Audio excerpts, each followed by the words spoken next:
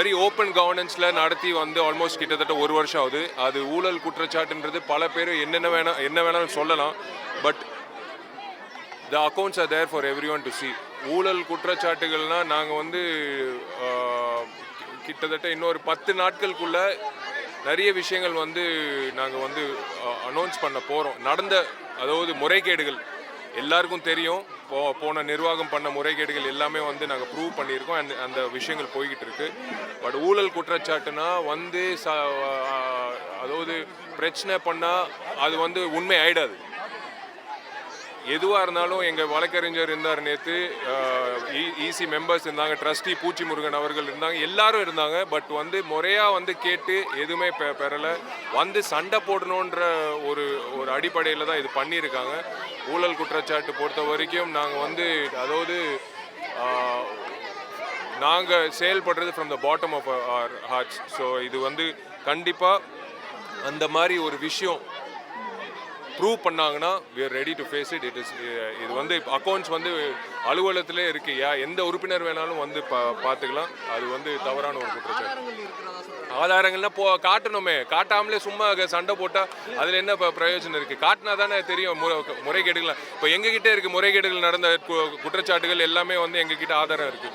அதுதான் நான் சொல்கிறேன். 10 நாளில் வந்து நடவடிக்கைகள் ஆகட்டும் எதுவாக இருந்தாலும் நாங்கள் சொல்லுவோம். ஒரு முறைன்னு ஒன்று இருக்குது. இப்போ ஊழல் பண்ணியிருக்காங்கன்னா நான் யார் மேலே வேணாலும் நான் சொல்லுவேன்.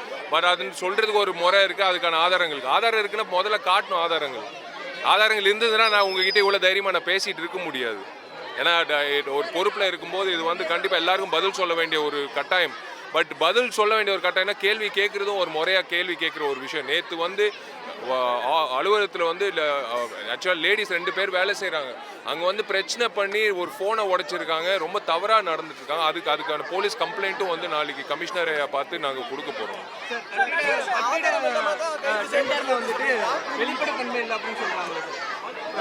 நடிகர் சங்க கட்டிடத்தோட டெண்டர்ல வந்து வெளிப்படைத்தன்மை டெண்டரே போடலங்க. தெரியாம நீங்க கேட்காதீங்க. டெண்டரே ஒன்றும் போடல. நடிகர் சங்கம் சிஎம்டி அப்ரூவலுக்காக காத்துன்னு இருக்கோம். டெண்டரே போடாமல் எப்படி வந்து வெளிப்படையாக இல்லை அப்படின்னு சொல்லலாம்? அதெல்லாம் தவறுங்க. அதான் சொல்கிறேன். It's very easy. கொஸ்டின்ஸ் கேட்டுக்கிட்டே இருக்கலாம். It's very easy. பட் வந்து அதான் நான் சொல்கிறேன், இட்ஸ் ஓப்பன் கவர்னன்ஸ். யார் வேணாலும் வந்து அங்கிட்டு அலுவலகத்துக்கு வந்து கேட்டுக்கலாம். அதுக்கான பதில்களும் இருக்குது. அது யாருன்னு அவரே தைரியம் தான் அவரே சொல்லுங்கள். அவர் யார் முதல்ல ஃபர்ஸ்ட் ஆஃப் ஆல் நான் தான் இது ஒரு தவறான ஒரு விஷயம் நடந்துட்டு இருக்கு. சில பேரெல்லாம் எந்த படத்தில் நடிச்சிருக்காங்கன்னு கூட தெரில எனக்கு. நான் வாராகின்றவர் வந்து இந்த மெம்பராக வந்து முறையாக அவர் வந்தார்னா பதில் சொல்லுங்கள். எல்லாமே வழக்கறிஞர் எல்லாம் உட்காந்துருந்தாங்க. பட் அதை தாண்டி ஒரு தப்பான விதிமுறைகள் தாண்டி நான் செயல்பட்டுருக்காங்கன்னா அதுக்கான நடவடிக்கைகள் கண்டிப்பாக சந்திக்கணும்.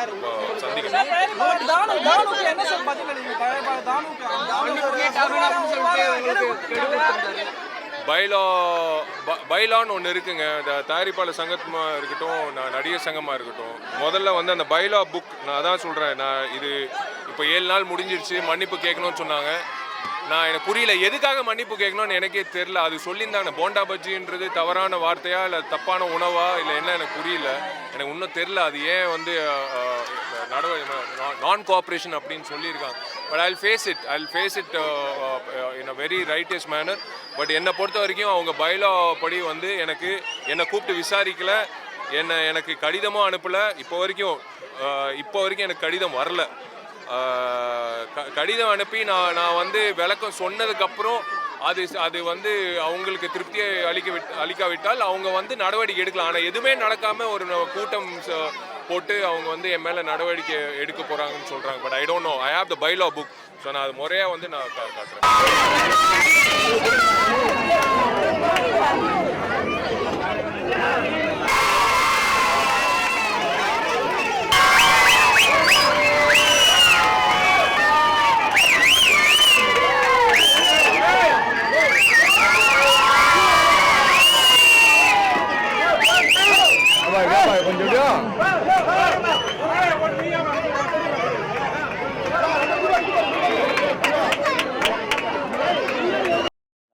நம்ம ஏதாவது கண்ணாபின்னான்னு பேச போய் அப்புறம் பத்திரிக்கைக்காரங்க அதை வந்து கண்ணாபின்னான்னு எழுத போய் கொஞ்சம் நிதானமாக பேசிட்டு போயிடலான்னு தான் வந்தேன். பாப்பாலாம் வந்திருக்கா? நைட் சாப்பாடு இருக்கு.